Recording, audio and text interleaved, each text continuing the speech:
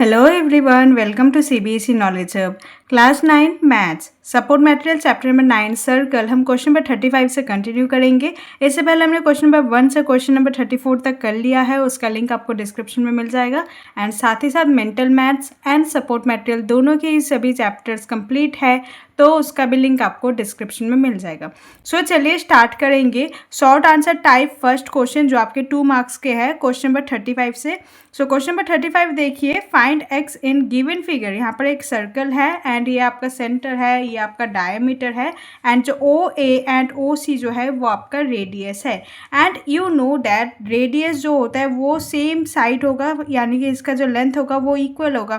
तो अगर ये एक्स है तो ये वाला भी एंगल क्या हो जाएगा, आपका एक्स होगा, यानी कि एंगल ए और एंगल सी जो है वो इक्वल होगा। बिकॉज इन आइसोसेलेस ट्राइंगल आपको पता है कि आइसोसेलेस ट्राइंगल में जो साइड होता है उसी के जो अपोजिट एंगल्स होते हैं वो भी इक्वल होते हैं। So angle A and angle C दोनों ही इक्वल होगा एंड लेट इसे एक्स सी मान लेंगे, ठीक है। सो एज लिखेंगे O A is equal to O C because they are radius. So angle A and angle C is equal to X. And आपको और एक प्रॉपर्टी पता है, देखिए यहाँ पर ओ ए सी जो है एक ट्राइंगल है एंड ट्राइंगल का आपको ये पता है कि इसका जो भी एंगल्स होता है sum of 2 angles is equal to exterior angle, ठीक है। एक्सटीरियर एंगल के जो भी ऑपोजिट 2 एंगल है उन दोनों का सम इक्वल होता है। तो डैट मीन्स आपको पता चल गया होगा कि angle A plus angle C का सम क्या होना चाहिए, आपका 110 डिग्री। सो आप लिख सकते हो यहाँ पर जो थ्योरम होगा एक्सटीरियर एंगल, तो लिख देती हूँ मैं एक्सटीरियर एंगल थ्योरम। नेक्स्ट देखिए, angle A and angle C दोनों ही आपका एक्स होगा। So X plus X equal to 110 degree. So X plus X क्या हो जाएगा, 2x is equal to 110 degree. आपको एक्स का ही वैल्यू निकालना था तो एक्स का वैल्यू निकालेंगे 110। 2 जो है यहाँ पर मल्टीप्लाई में है तो ये डिवाइड हो जाएगा। सो 2 1 जा एंड 255 जा इज 110 डिग्री, ठीक है। सो एक्स का वैल्यू क्या हो जाएगा, एक्स का वैल्यू हो जाएगा आपका 55 degree. Okay, so this is the answer. Next question number 36, in the given figure O C is perpendicular segment drawn from centre O on कॉट ए बी। तो ये आपका कॉट ए बी है एंड ओ आपका सेंटर है, ओ सी जो है एक परपेंडिकुलर लाइन है जो आपका ए बी पे है। एंड आपको एक थ्योरम तो पता है कि जो भी कॉट होता है एंड सेंटर से जो भी परपेंडिकुलर लाइन आएगा इसे इक्वली बाइसेक्ट करेगा, यानी कि ए सी और ए बी का डिस्टेंस क्या होगा, इक्वल होगा, ठीक है। उसके बाद देखिए आपको ये पता है कि ओ बी जो है यहाँ पर रेडियस है। आगे देखिए, if O B equal to 5 centimetre, यानी कि रेडियस का जो है वो आपको गिवन है 5 centimetre and O C is 3 centimetre. O C अगर 3 सेंटीमीटर है, आपको ए बी का लेंथ निकालना है। तो अगर आप सिर्फ इस वाले छोटे से ट्राइंगल को फोकस करो तो ये आपका एक राइट एंगल ट्राइंगल बनेगा। तो ये आपका परपेंडिकुलर होगा, ये वाला आपका बेस होगा एंड ये आपका हाइपोटेन्यूज होगा। सो बाय यूजिंग पाइथागोरस थ्योरम आपको पता है कि हाइपोटेन्यूज का स्क्वायर क्या होता है, equal to perpendicular square plus base का स्क्वायर। यहाँ पर हाइपोटेन्यूज आपका है 5, सो 5 का स्क्वायर इक्वल टू परपेंडिकुलर है आपका 3, सो 3 का स्क्वायर एंड बेस हम निकालेंगे।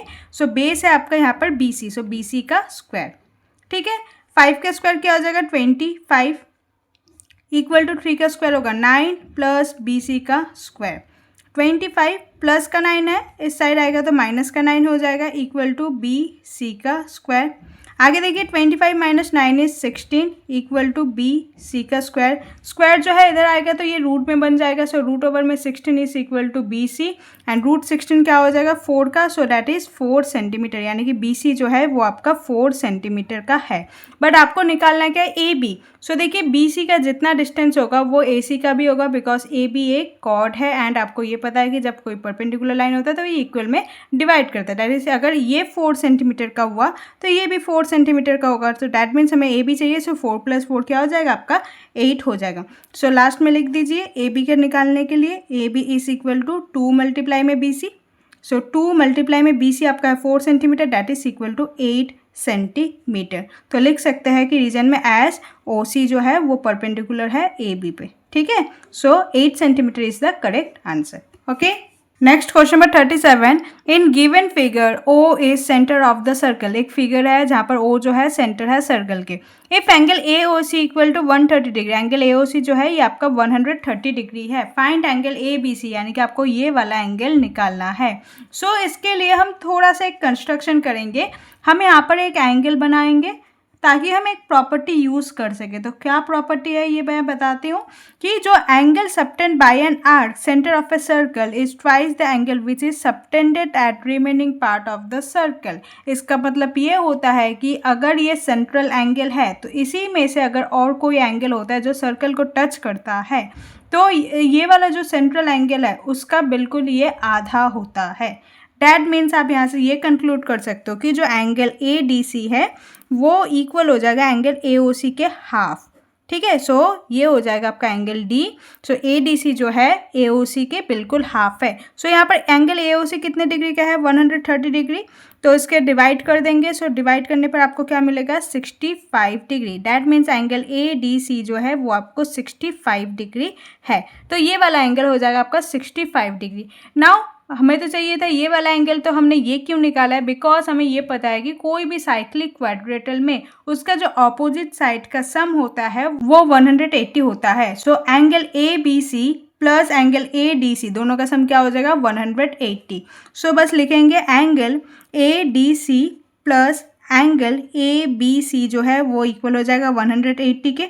सो angle A D C is 65 degree plus angle A B C तो हम निकालेंगे equal to 180 degree. So angle A B C is equal to 180 degree minus का 65 degree, subtract करेंगे तो क्या हो जाएगा 115। सो एंगल ए बी सी आपका क्या हो जाएगा 115 degree. So this is the answer.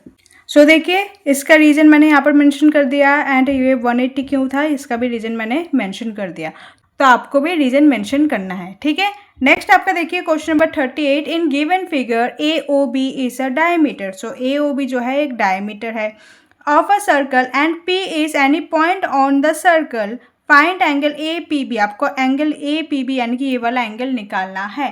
तो ए ओ बी जो एक सर्कल का डायमीटर है, यानी कि डायमीटर है यानी कि ये आपका क्या है सिर्फ सेमी सर्कल है। सेमी सर्कल में से कोई भी एंगल आपका क्या होता है 90 डिग्री का होता है। तो इसका डायरेक्ट आंसर आपको लिख देना होगा कि एंगल ए पी बी जो है वो आपका 90 डिग्री का होगा। रीजन क्या हो जाएगा angle in a semi circle is always a right angle, तो लिख देंगे angle in a semicircle is a right angle। ठीक है, next question number 39। Prove that the cyclic parallelogram is a rectangle. तो आपको प्रूव करना होगा एक साइक्लिक क्वाड्रेटल जो है वो एक रेक्टेंगल है। साइक्लिक क्वाड्रेटल यानी कि जिसका चारों साइड जो है एक ही सर्कल के कोई भी पॉइंट पे होगा। तो जब हम पॉइंट को ज्वाइन करेंगे तो हमें कुछ ऐसा फिगर मिलेगा एंड आपको ये प्रूव करना होगा कि ये जो फिगर है ये आपका एक रेक्टेंगल है, ये आपको प्रूव करना होगा। ठीक है, सो गिवन, तो इस वाले क्वेश्चन में आपको गिवन क्या है, क्या प्रूफ करना है, वो सब कुछ लिखना होगा। सो गिवन में लिखेंगे गिवन है इट इज अ साइक्लिक पैराग्राम। ठीक है, तो यहाँ पर गिवन था कि जो ये है एक साइक्लिक पैराग्राम है एंड हमें प्रूफ क्या करना होगा, to proof A B C D जो है वो एक रेक्टेंगल है। So A B C D is a rectangle. आगे देखिए हम प्रूफ करेंगे। सो प्रूफ करने से पहले हम फिगर में कुछ पॉइंट्स को नाम दे देंगे। Let is A B C and D. So आपको ये पता है कि angle A plus angle C जो है वो आपका 180 डिग्री होगा। ये जो ऑपोजिट एंगल होता है साइक्लिक क्वाड्रेटल में उसका जो सम होता है वो हमेशा 180 डिग्री का होता है। ठीक है, तो हमें पता है कि sum of opposite angle in a cyclic quadrilateral जो है 180, तो रीजन भी आपको उतना ही मेंशन करना इंपॉर्टेंट है। तो लिख देंगे sum of opposite angle in cyclic quadrilateral. ठीक है, आगे देखिए एंगल ए जो है वो एंगल सी के इक्वल है, वो भी आपको पता चल गया। तो बिकॉज ऑपोजिट एंगल जो होता है पैराग्राम में वो इक्वल होता है, so opposite angle are equal. ठीक है, सो लेट अब मार्क करेंगे इसे, 1 इक्वेशन मार्क कर देते हैं एंड इसी को इक्वेशन नंबर 2 मार्क कर देंगे। ठीक है, so from 1 and 2, from 1 and 2। अब देखिए angle A plus angle C जो है 180 था, angle A plus angle C जो है 180 था जो इक्वेशन 1 में हमने मेंशन किया। नाउ एंगल ए को तो एंगल ए लिखते हैं एंड एंगल सी को भी हम एंगल ए लिख सकते हैं बिकॉज दोनों ही इक्वल है। ठीक है, so equal to 180 degree. So angle A क्या हो जाएगा 2 angle A is equal to 180 degree. तो हमें एंगल ए निकालना है, so 180 degree divided by 2, so simplify कर दो 90 डिग्री। ठीक है, सो एंगल ए 90 डिग्री है, एंगल सी भी 90 डिग्री है। तो बाकी आप पैराग्राम के कोई भी प्रॉपर्टी यूज करो तो उसका जो एडजेसेंट का भी एंगल 90 डिग्री हो जाएगा। बाकी आप अलग से भी प्रूफ कर सकते हो, ये वाला एंगल भी आपका 90 डिग्री हो जाएगा। तो रेक्टेंगल का क्या होता है, रेक्टेंगल के अगर सारे एंगल 90 डिग्री के अपोजिट साइड जो है इक्वल होता है पैराग्राम के, वो तो प्रॉपर्टी है। सो आप ये प्रूफ कर सकते हो कि ये जो है ये आपका एक रेक्टेंगल है। तो आपको लिखना होगा so if an angle of parallelogram is right angle it is an rectangle.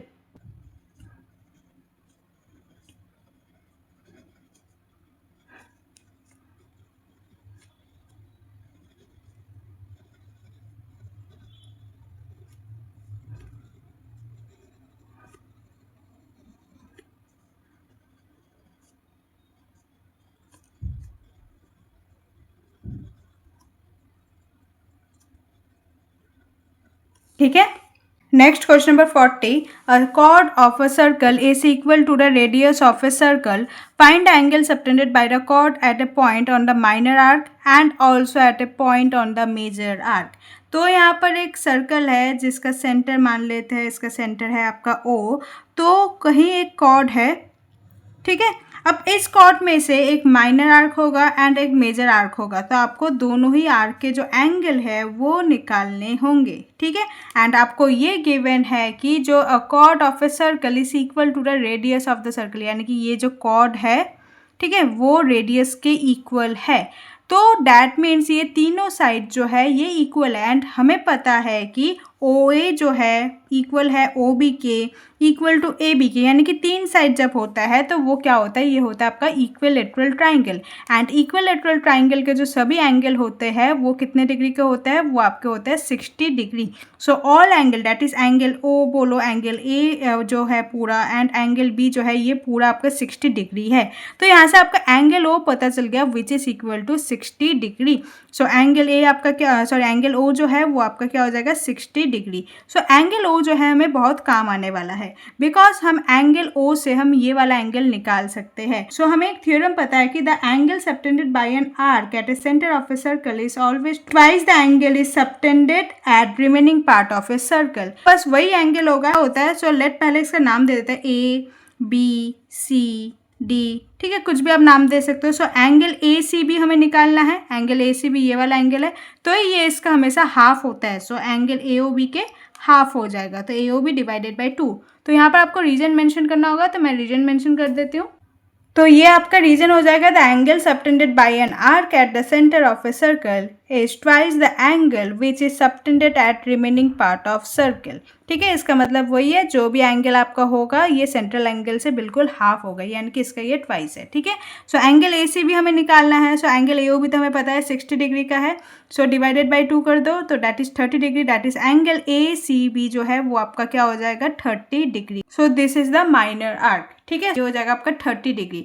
Now आपको मेजर आर्क का निकालना है, यानी कि ये वाला एंगल निकालना है। सो ये वाला एंगल क्या हो जाएगा, देखिए आपको पता है ये आपका एक साइक्लिक क्वाड्रेटल है, बिकॉज चार जो आपके इसके वर्टेक्स है ये एक सर्कल में टच है, तो इसका जो ऑपोजिट एंगल का सम होता है साइक्लिक क्वाड्रेटल में वो हमेशा 180 का होता है। सो आप लिख सकते हो कि एंगल ए डी बी जो है and plus angle A C B जो है, इन दोनों का सम आपका क्या होगा 180 डिग्री हो जाएगा। So angle A D B plus angle A C B जो है आपका 30 डिग्री पहले ही आ गया, तो equal to 180 degree. So angle A D B निकालना है। So A D B equal to 180 degree minus का 30 डिग्री। सो सब्ट्रैक्ट कर दो, क्या हो जाएगा 150 degree. So angle A D B जो है वो आपका हो जाएगा 150 डिग्री। सो ये हो जाएगा आपका मेजर आर्क। तो इसका रीजन क्या हो जाएगा, sum of opposite angle in a cyclic quadrilateral. So sum of opposite angle in a cyclic quadrilateral.